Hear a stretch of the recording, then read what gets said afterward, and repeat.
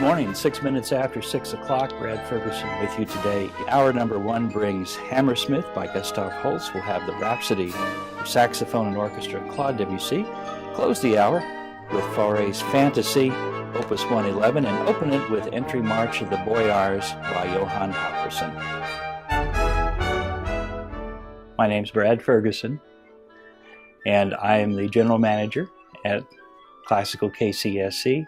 My name is Susan Clark. I'm the development director for KCSC, and I have been since about 2003. I'm Kenty Anderson. I am the afternoon drive on-air announcer and music director here at KCSC. I'm Kimberly Powell. I'm the director of production and syndication. I'm also the assistant director of programming here at KCSC, KBCW. My name is Zachary Dumas. I'm the operations manager here at 90.1 KCSC. Well, first of all, I love working with Brad Ferguson. I've known him for a long time. He's a great guy, and he is very dedicated to KCSC. You know, I love it here, and my brother has told me I have a hobby, not a job, and he's probably right. The best part of my job is just that I get to share all this incredible music with people who listen, whether they're listening just down the street, they're right here in the metro area, or whether they're listening online on KCSCFM.com and listening halfway around the world. I get to share all this fantastic music. I love classical music. I really like all genres of music, but classical I've liked that since I was a young girl. My mother used to listen to it all the time, and so we always had it on in the radio in our car. Classical is classy, you know. It's really a type of music that you only find in big cities. And so I think it speaks well of Oklahoma City to have as good a station as they have in New York and Chicago and Los Angeles. I think this music has a timeless quality to it. I mean, you can hear on this station, we'll play music from far back into the Renaissance era, 500 years in the past.